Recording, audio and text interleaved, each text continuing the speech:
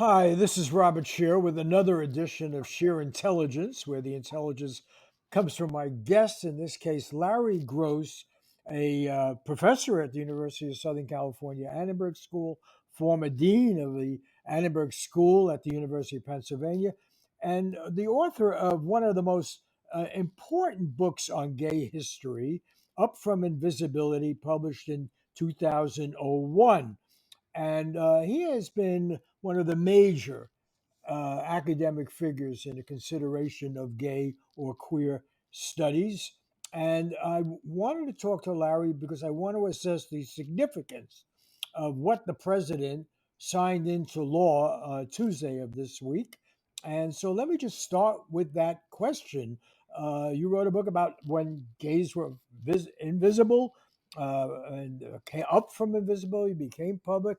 And, we've had, it seems to me, the most rapidly successful social revolution in American history.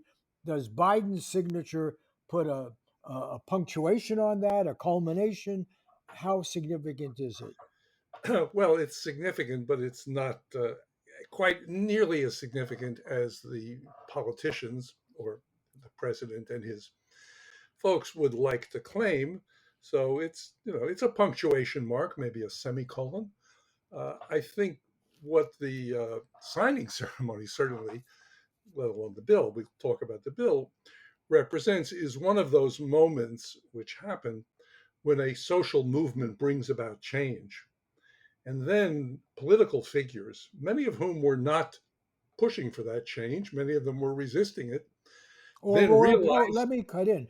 Biden was opposed to it.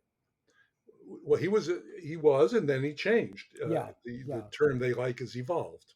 yeah. Um, but the point is, there's a way in which political figures like to step to the front of a parade once the parade is already underway, and the change has happened. They would like to step in front and take credit. This happened with Biden. It happened even more egregiously, I have to say, with Bill and Hillary Clinton, who were really not at all helpful, and then evolved, and Obama, who, when he ran in 2008, explicitly was opposed to same-sex marriage. And so by 2012, which is really a remarkable, as you say, change in a short period of time, Obama's calculation moved from same sex marriage was something that could hurt him to same sex marriage was something that could help him. So he evolved with a little help from Biden, perhaps. But yes, this is very much an example of a social movement creating change and then political figures accepting that reality and doing their best to take credit for it. Well, let's talk about that because it seems to me deeply cynical that Bill Clinton signed off on the Defense of Marriage Act, which was an explicit denial of the legitimacy of gay marriage. Mhm. And Biden did support that, and now I'm all for evolution and change. And I think I personally was very excited about this. I thought this represented. Let's make it clear what it represents. The federal government of the United States now honors gay marriage and interracial marriage. Well, Where, let's just yeah, let's just back up a little bit.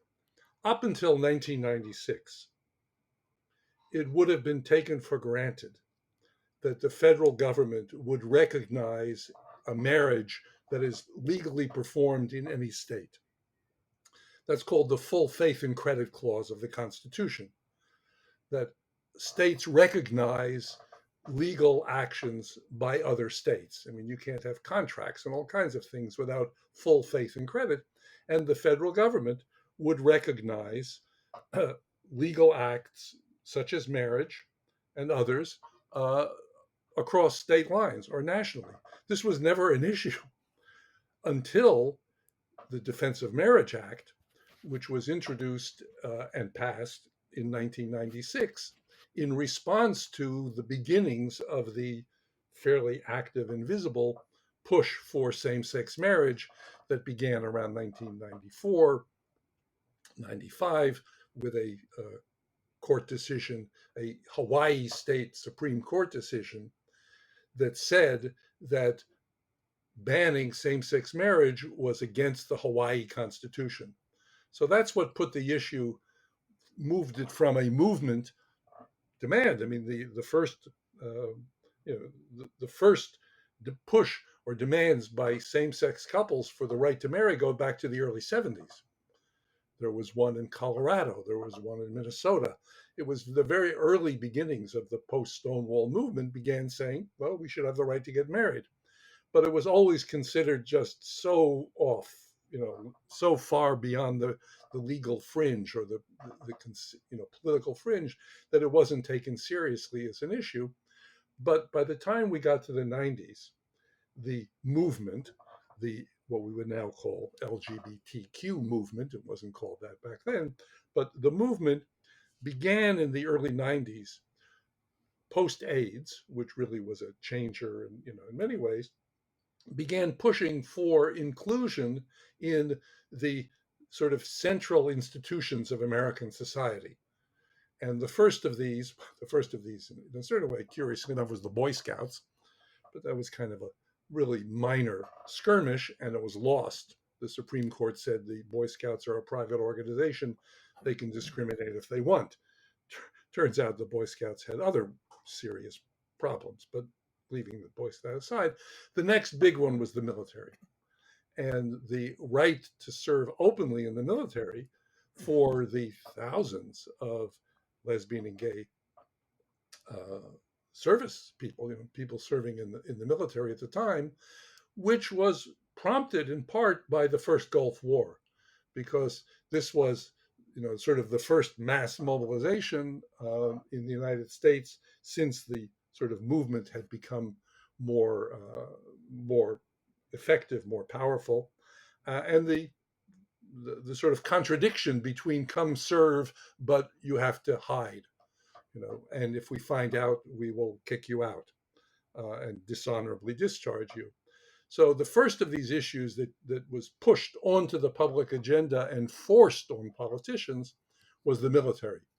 And what happened there was in 1992, right after Bill Clinton was elected, immediately after, just at the time when the 1992 election happened and Clinton was the president-elect, a district judge in Los Angeles ruled in favor of a Air Force officer who was claiming discrimination because he was thrown out of the Air Force for being gay. And the judge in Los Angeles said, that's unconstitutional. That's discrimination. That shouldn't be allowed. That happened right at the time, as I said, of the election. And when Bill Clinton had his first press conference after the election to hundreds of reporters gathered in Little Rock and no news. I mean, nothing had happened. They were doing a press conference. So this decision had just come out, and Clinton was asked, during your campaign, you promised to end discrimination against gays, which he had in a private meeting with Hollywood donors, but the meeting had been taped, so it became public. So Clinton was challenged. You made a promise. Here's this court decision. What are you going to do? So Clinton was trapped and he couldn't do anything except say, well, I promised and I'll do it. I will end discrimination against gays in the military. This was Clinton, within a week of the election, being forced into a corner. What that did was set off an opportunity for the Pentagon and the centrist Democrats, as well as Republicans, to gang up on the president before he was even in office. And they began the fight against allowing openly gay service people in the military. Colin Powell, who was then I think the chairman of the Joint Chiefs, Sam Nunn, who was the very powerful centrist Democrat from Georgia in the military, and the Republicans, and they ganged up against, keep in mind, the first president who had not served in the armed forces. I mean, this was new. Clinton, not only had he not served, but he'd been a draft dodger, as you might say, during Vietnam. And the entire military establishment in the Pentagon and in Congress used this issue as a way of showing Clinton who the boss was on issues of national security and the army. This was one of the first instances early in Clinton's career presidency when he came up against opposition, and as was his wont, he blinked, he backed down, he gave in, and he came up with DOMA, Don't Ask, Don't Tell, which he signed into law, which satisfied nobody. It didn't really solve the problem of discrimination, but it demonstrated that Clinton uh, was could be pushed around. The same time, incidentally, was when he backed down and rescinded the appointment of Lanny Guinier, African American law professor, as the head of civil rights in the Justice Department. And they went after Lanny on ridiculous grounds, and Clinton blinked. These were very critical moments when Clinton's cowardice up against opposition from the center and the right was demonstrated. So for the gay movement, this sort of brought together a demand for not radical change in society, but inclusion in the military, the most patriotic centrist institution. And at the same time, because of this Hawaii decision, it put marriage on the table. So here we had in the mid 90s gay people, LGBTQ people, saying we want to have equal participation in these Central American institutions, marriage and the military. You could hardly be much more mainstream than that. And that became a kind of sort of key civil rights demand for equal inclusion, not for radical change, but for inclusion in traditional institutions. We want to be in the military. I mean, plenty of longtime gay activists, myself included, had this notion of, particularly those of us who were involved, as you know, Bob, in fighting the military through the 60s and beyond, around Vietnam and other issues. Oh, this is what we want, is to be able to, join the military and kill people in other countries. That wasn't what we had in mind with this movement, but this was a demand for central equal belonging in these institutions. And marriage, it's about as central as you can get. And it was put on the agenda, and it became a fight, first in Hawaii and then elsewhere. And the Hawaii fight, where it went to a referendum, which same-sex marriage lost. The referendum in Hawaii failed, or succeeded, if you like, in banning same-sex marriage, was funded by the Mormon Church. They were the primary funders of the fight against same-sex marriage in Hawaii, just as they were in 2008 the major funders of Proposition 8 in California to end same-sex marriage in California. But what happened after this initial move was that it became a state issue, because in the United States, it is states that enact marriages. Marriage is one of the powers of the state, not the federal government. Nobody gets married in the United States. You get married in a state. When you stand there in City Hall or in a religious institution, the officiant, the person who is performing the marriage, as we say, says, by the powers vested in me by the state of California, the Commonwealth of Pennsylvania, whatever. They don't say by the United States. Marriage is a state contract. It's a legal contract enacted by the state. So it became a state by state issue, with the beginnings of same-sex marriage legislation in a variety of states. No surprise.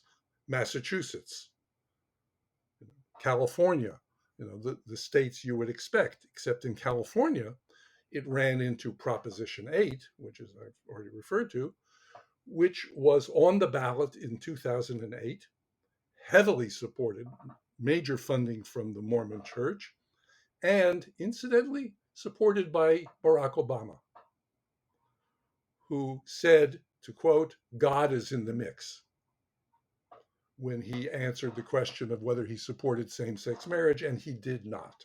What does that mean? God is in the mix. Well, he means he's invoking religion, which, as you will notice, even today, even yesterday, with this new law, the debate is phrased by the right wing as an infringement on religious liberties. So let me ask you a question. But you mentioned the Mormon Church a Mhm. number of times, but isn't it true that the Mormon Church has changed its position, and It that changed made slightly, slightly. The Mormon Church also realizes that history is changing things. The Mormon Church has a history of slowly changing. They abandoned polygamy in order to become a state. Sometime in the late 50s or 60s, they had the president of the Mormon Church, who is their equivalent of the Pope, the one who speaks to God. The president had a revelation that African Americans could be Mormons, which I'm sure came as an enormous relief to many African Americans who wanted to be Mormons. Maybe some did, and they have basically, on this case, they were all right with this law, in part because it doesn't prevent states from not giving same-sex marriage. Utah, by the way, does not permit same-sex marriage. So the Mormons aren't saying, they're in favor of same sex marriage.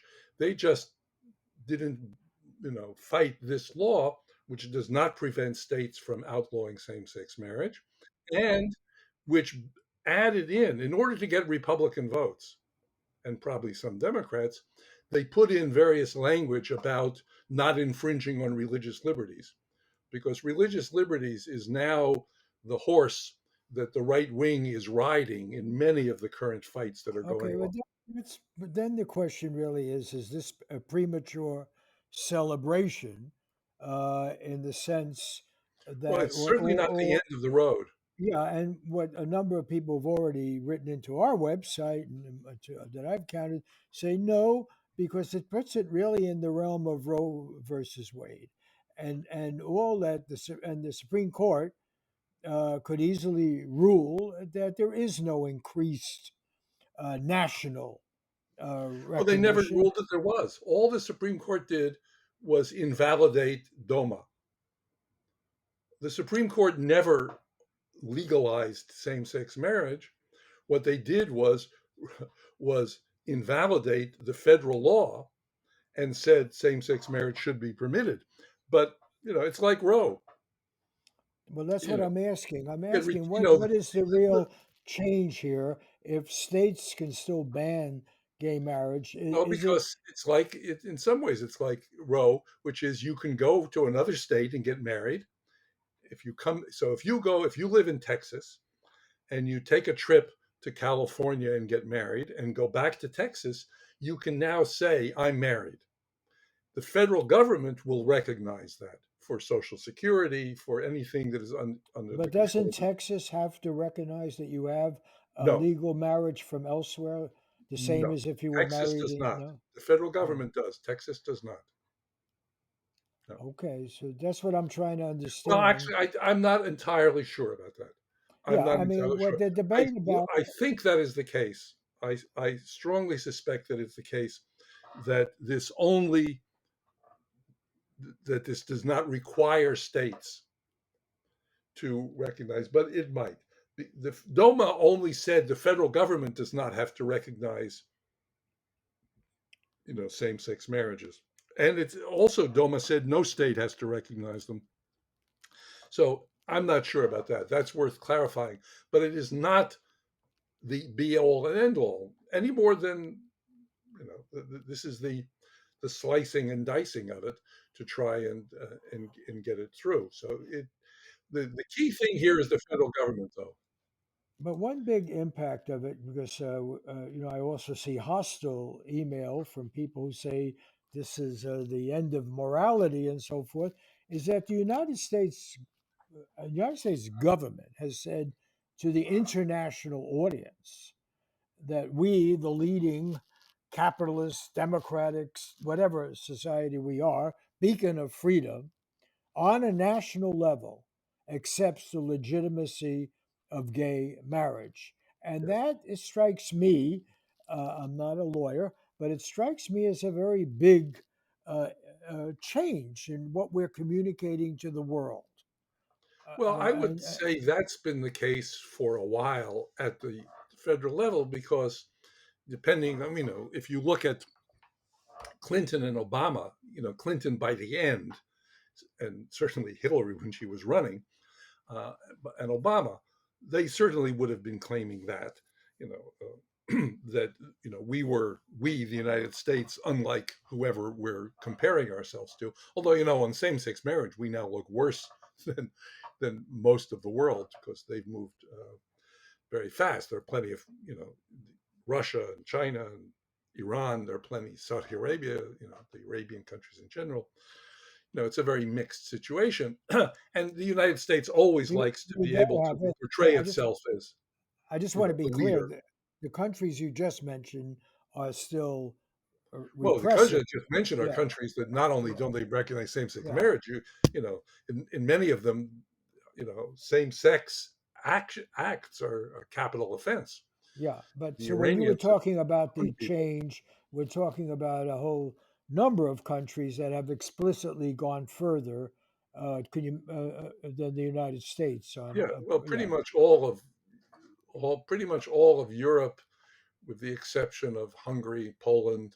I don't know about some of the other mid and Eastern European countries are not, but Hungary, like the Soviet so Union, let me ask like you now. Russia, The is reason I wanted to talk to you is you have followed this issue for whatever it is, 50 years. And you've written very persuasively about how repressive our society was at the beginning. I mean, I know when you've lectured in my class, you mentioned the New York Times as late as the late 1960s into the early 1970s was condemning homosexual life in Greenwich Village, of all places, a gay community, and saying that this corruption has taken over and the police were right in breaking up drinking spots and eating spots that gays frequent. So, really, getting back to the positive news here, this is a remarkable change, isn't it? yes, the change is remarkable. But two things about that. One is it is, as you say, a long process. It begins in the middle of the 20th century. It does move faster than one might have expected by comparison with other struggles for civil rights or equality and justice. It has in some ways moved remarkably fast, but it is also up against a resurgent reaction, just as other other social gains are up against a resurgent reaction. We're now in a period when issues that should have been put to bed a long time ago are turning out to be very active and very dangerous. So if you focus specifically on issues relating to LGBT uh, people and their in their lives, there's an enormous backlash now focused once again on children and schools, with a particular focus on trans people who have sort of, the last, if you like, of the letters in the acronym to become the focus of both progress and reaction. I mean, in part, you get the reaction because you get the progress. It's a pushback, but it's also become, as it has been in the past, a very convenient vehicle for reactionary counter moves to focus on, what they call identity politics and culture wars, and to focus on schools, using schools and school boards and teachers and curricula as the battlefield for social struggle. Goes back a long ways. In the 1950s, there was a fight about any kind of sex education in California. This was going to corrupt society. It was all a communist plot. Fights against school boards as public schools, against schools and school boards on issues dealing with gender equality, dealing with racial equality, and certainly dealing with issues of sexuality, is an old fight. It was incidentally one that was very deliberately developed in the 80s into the 90s by the Christian right, in particular Ralph Reed, who was one of the leaders then of the Christian right.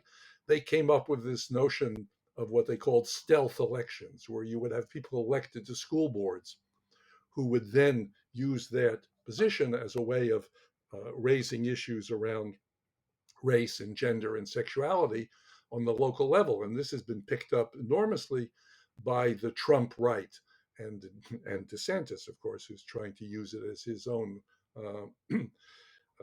sort of vehicle for appealing to that But Christian it is right. interesting, if I can interrupt. I mean, the Trump right, but the fact is, Trump, when he was nominated, that Republican convention, I think, was the first one that had Peter Thiel, a prominent gay person there. And I wondered about the President Biden signing ceremony. He had basically activists from the gay community. He didn't have Tim Cook from Apple. He didn't have Peter Thiel. He didn't have prominent gay people in commerce and science and so forth.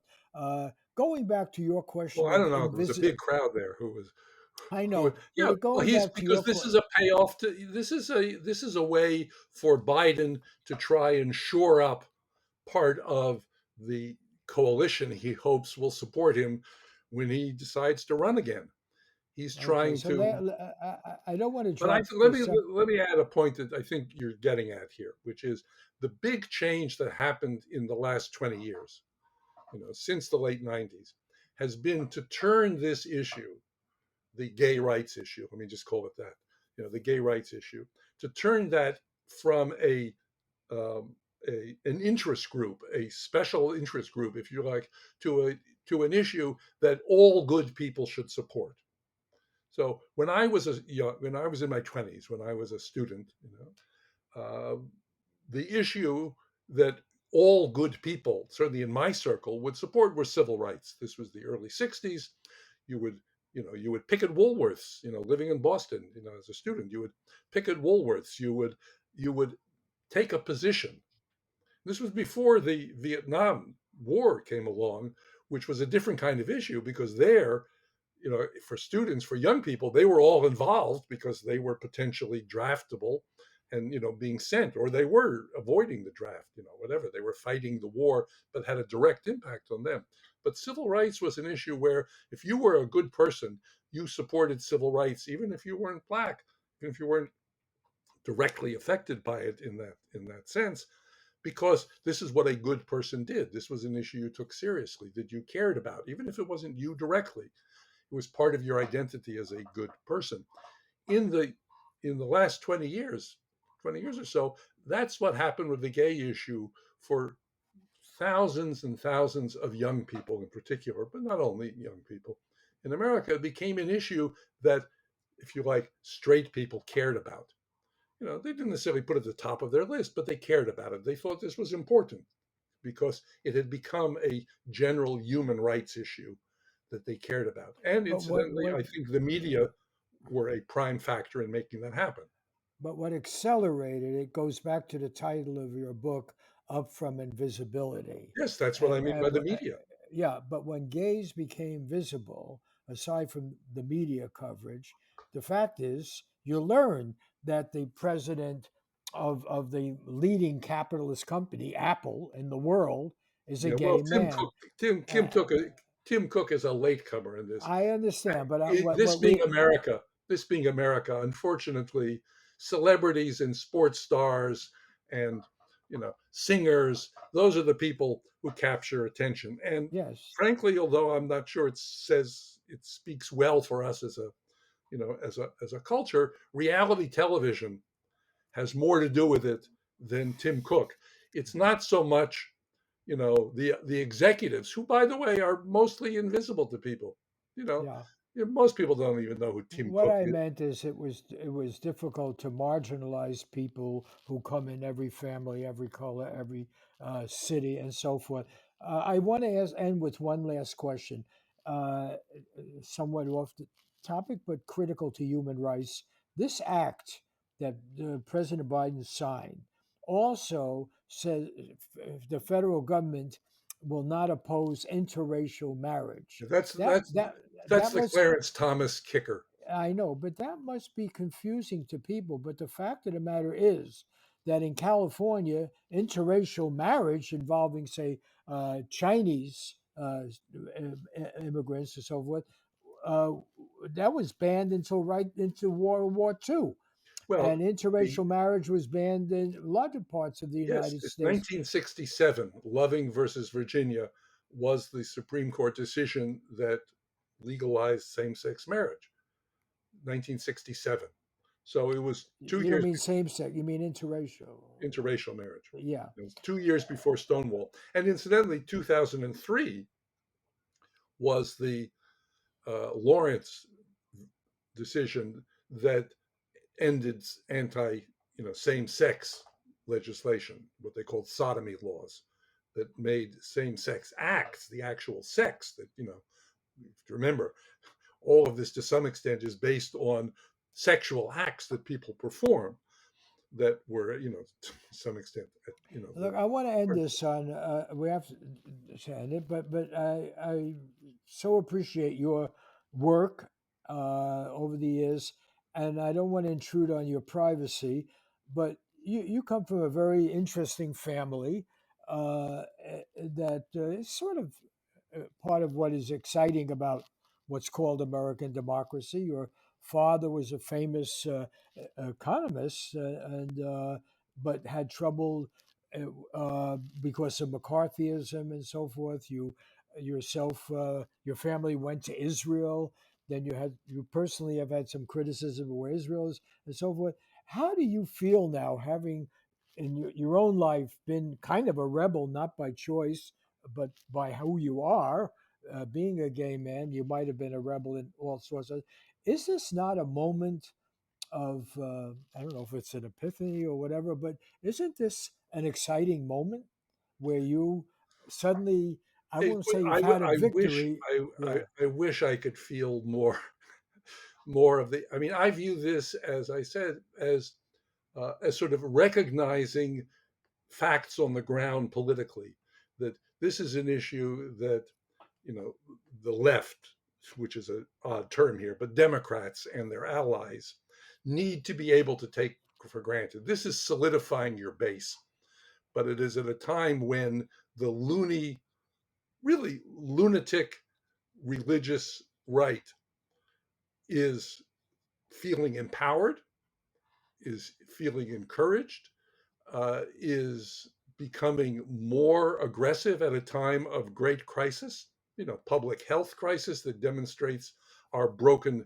health system, which has only been made worse by the Democrats since Clinton on, the environment, which is the apocalypse that is facing us and certainly children and grandchildren. So this is a moment of, if anything, to my mind, it's more parallel to, the 20s, looking, with the locomotive of the 30s coming down the track, than it does some moment of, Okay, so let me I sunrise and keep promise. let me sum this up, though, and I think you just raised a very interesting point. If we think of that locomotive coming down the track, we think of, say, Nazi Germany, which was the uh, you know most barbaric aspect of it. Uh, in Nazi Germany, everybody forgets things looked pretty good before they really became the worst. And in Nazi Germany, Jews were more accepted than in other parts of Europe, certainly in Eastern Europe, and even in France, in pre-Nazi Germany. Gay people were Well, there was tolerated, you the might first gay say. movement was in Germany then. That was the Yeah. first gay rights movement. And then when it came to genocide, killing people, Jews, gays, and others were suddenly all that civility was forgotten. And yes, Donald Trump was open on this question of gay rights to have a Peter Thiel, and actually he hasn't condemned it. Oh, But the you forces that he may represent of irrationality, and maybe this is a depressing point to end, but I'm drawing upon your wisdom, they're there. And when that They're turns, it there and they're turns, resurgent. They're uh, energized. yeah. and They're then energized. and then the progress disappears pretty quickly, and Progress can barbarism always disappear descends. fast. That's the hardest lesson to keep remembering and reminding is that gaining does not mean keeping. That these are not fights that end. These are fights that continue, and you have to keep at it. Thank you, Larry Gross. And thank you, by the way. I really want to, I've relied so heavily on your academic research and my own teaching and thinking. You've been there with this issue for half a century. Don't want to out your age here. And I do think if this is progress, and I do think it is progress, you personally deserve a great deal of credit here. And so I do want to end on that note. That's it for this edition of Scheer Intelligence. I want to thank Laura Kondarajian and Christopher Ho at KCRW for hosting the program for NPR, Joshua Scheer for being our producer, and the JKW Foundation in memory of Gene Stein, who certainly was an important figure on this issue as well as many others for helping support these efforts. See you next week with another edition of Sheer Intelligence.